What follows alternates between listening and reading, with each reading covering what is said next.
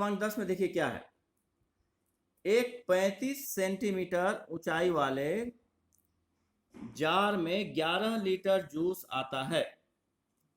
कितना litre juice? 11 litre juice आता है। तो जार का व्यास ज्ञात कीजिए। अब हमको इस प्रश्न में देखिए कहीं भी आयतन नहीं दिया है, आयतन का शब्द का उल्लेख नहीं है, कहीं भी क्षेत्रफल का शब्द का उल्लेख नहीं है, लेकिन हमको तो पहचानना पड़ेगा ना कि ये ऊंचाई तो हमको समझ में आ रही है 35 सेंटीमीटर, लेकिन ये जो 11 लीटर जूस बोल रहा है ये क्या है? तो आपको एक चीज समझना पड़ेगा कि मान लो एक गिलास में मैं, या कहीं तुम ये मान के चलो कि दूध लेने जा रहे हो या फिर जूस लेने जा रहे हो, तो जूस को कैसे हम किलो में तो नहीं मांगते कि हमको 1 किलो जूस दे दो या 1 किलो दूध दे दो, ये हम कभी नहीं मांगते। हम उसको हमेशा किसे मांगते हैं? लीटर में। चाहे तेल हो, तेल लेने भी हम जाते हैं दुकान में तो क्या बोलते हैं? हमें 1 लीटर तेल दे दो या आधा लीटर तेल दे दो या पाव लीटर तेल दे दो, हम उसको किलो में नहीं मांगते। तो कोई भी द्रव तरल पदार्थ होता है जो द्रव के रूप में होता है, तरल रहता है, तो तरल पदार्थों को द्रव के रूप में जो पदार्थ है उसको हम लीटर में मांगते हैं। किसमें मांगते हैं? लीटर में। तो एक गिलास में मान लो 1 लीटर पानी भरा हुआ है, 1 पाव लीटर पानी भरा है, तो क्या होगा? वो गिलास का आयतन कहलाता है। क्या कहलाएगा? आयतन। मतलब अगर हमको कोई किसी का मान हमको लीटर में दिया हुआ है, मतलब वह उस जो उसका जो पार्ट है, उसका जो क्या बोलते हैं उसको, पात्र है, उस पात्र का आयतन होता है। क्या होता है? आयतन। जैसे यहाँ जार दिया है, जार क्या होता है आप समझ सकते होंगे, उसमें आप विज्ञान में, जीव विज्ञान में पढ़ते होंगे। जार मतलब आप विज्ञान की प्रयोगशाला में देखे होंगे, एक बेलनाकार कांच का, एक गिलास टाइप का, कांच के गिलास टाइप का बेलनाकार एक बर्तन होता है, पात्र होता है, ठीक है। तो उसे हम जो कहते हैं जार, ठीक। तो जार में 11 लीटर जूस आ रहा है, मतलब वह क्या है? जार का आयतन। जार का आयतन कितना है? 11 लीटर। ये ध्यान रखिएगा। तो मतलब देखिए यहाँ पर हमको समझना था कि ये आयतन है कि क्षेत्रफल है। तो 11 लीटर आ रहा है, मतलब क्या है? वो आयतन है, ठीक। अब इसके बाद हम आसानी से बना सकेंगे। देखिए कैसे हल। तो हमको क्या करना है?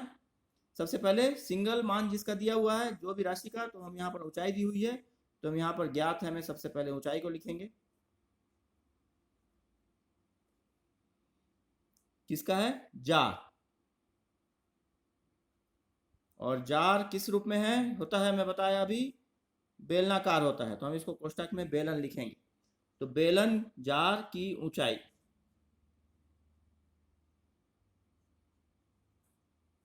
h बराबर कितना है? 35 सेंटीमीटर। 35 सेंटीमीटर। और क्या दिया हुआ है? जार में 11 लीटर जूस आता है, मतलब ये क्या हो गया? सबसे पहले हम जार का व्यास लिख लें। जार का व्यास, तो व्यास आपको पता है, मैं कल बता चुका था, व्यास का मतलब 2 गुणी त्रिज्या, मतलब 2r बराबर क्या करना है? ज्ञात करना है। और हमें क्या दिया है? 11 लीटर जूस, मतलब वो क्या है? जार, अर्थात क्या है वह? बेलन का आयतन बराबर कितना? 11 लीटर। यह हमारा आयतन है। लेकिन मैं फिर से बोला था, शुरुआत से ही प्रश्न में बता रहा हूं कि प्रश्न तभी हल होगा जब यहां पर दी गई सभी राशियों का जो इकाई है वह समान होनी चाहिए। तो देखिए यहां पर ये ऊंचाई किस में है? सेंटीमीटर में। लेकिन आयतन किस में है? लीटर में। तो हमको क्या करना पड़ेगा? इस लीटर को सेंटीमीटर में बदलना पड़ेगा। तो क्या हो जाएगा? दिस इंप्लाइज जार का आयतन, जार का आयतन। अब ये सेंटीमीटर में कैसे बदलेगा? 1 लीटर बराबर होता है 1000 घन सेंटीमीटर। 1 लीटर बराबर कितना होता है? 1000 घन सेंटीमीटर। तो 11 लीटर बराबर कितना हो जाएगा? 11 गुणित 1000। अब इसको हम लिख सकते हैं, लीटर को क्या लिख सकते हैं? घन सेंटीमीटर। ये बहुत अच्छा प्रश्न है, आपको थोड़ा सा इसमें ध्यान देना है कि लीटर को घन सेंटीमीटर में बदलने के लिए 1 लीटर बराबर होता है 1000 घन सेंटीमीटर। तो 11 लीटर है तो कितना हो जाएगा, 11 गुणित 1000 घन सेंटीमीटर। अब हमको चूंकि व्यास ज्ञात करना है तो व्यास ज्ञात करने के लिए हमको त्रिज्या ज्ञात करना पड़ेगा। तो यहाँ पर हम जार का आयतन, जार क्या है, बेलन के रूप में है, तो बेलन के आयतन का सूत्र यहाँ रख देंगे। तो क्या मिल जाएगा, ये पाई आर वर्ग एच बराबर 11 गुणित 1000, 11 गुणित 1000। अब इसके बाद आपको तो हर प्रश्न को वैसे ही हल किए हैं, सिर्फ मान रखना है और हल करना है। तो पाई का मान कितना है,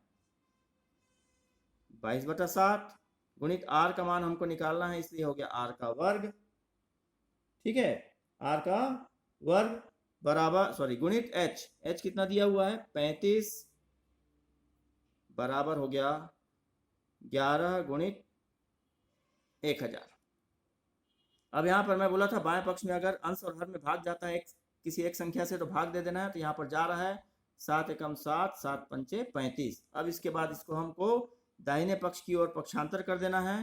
ये हो गया आर वर्ग बराबर 11 गुणित 1000 गुणित यहाँ कितना बच गया था 22/1, 22/1। तो क्या हो जाएगा, ये पक्षांतर होगा तो 1/22 गुणित उसके बाद ये था 5/1, बटे में कुछ नहीं है मतलब क्या है 1। तो ये क्या बन जाएगा 1/5, 1/5। तो यहाँ पर आप क्या कर सकते हैं, कर सकता है भाग दे सकते हो। किससे भाग जाएगा, दिख रहा है 11 और 22, 11 से भाग चला जाएगा, 11 एकम 11, 11 दूनी 22। ठीक है, अब देखिए यहाँ पर हम काट सकते हैं और 2 से भाग जाएगा, यहाँ पर 2 पंचे 10, 2 शून्यम 0, 2 शून्यम 0। फिर इकाई में 0 है तो 5 से ही भाग जाएगा, 5 से, 5 एकम 5, इधर हो गया 5 एकम 5, 5 शून्यम 0, 5 शून्यम 0। तो क्या मिल गया, देखिए आर वर्ग बराबर कितना मिल गया हमें 100। अब हमको वर्ग घटाना है तो वर्ग घटाएंगे, बाएं पक्ष से अगर वर्ग घट रहा है तो दाहिने पक्ष में वर्गमूल लग जाएगा। तो वर्गमूल 100, और 100 का वर्गमूल तो आप जानते हो कितना होता है, 10 दहम 100 होता है कि नहीं, 10 का वर्ग 100 होता है। तो 100 का वर्गमूल कितना हो जाएगा, बराबर हम इसको लिख सकते हैं 10 गुणित 10, और 10 गुणित 10 का मतलब आर का मान कितना आ गया 10 सेंटीमीटर। लेकिन हमको त्रिज्या नहीं निकालनी है, क्या निकालना है प्रश्न के हिसाब से व्यास। तो क्या लिखेंगे, इसलिए जार का व्यास, जार का व्यास क्या होता है, बराबर 2 गुणित त्रिज्या 2r। तो 2r का मतलब 2 गुणित 10 बराबर कितना 20 सेंटीमीटर। ये हो गया हमारा उत्तर।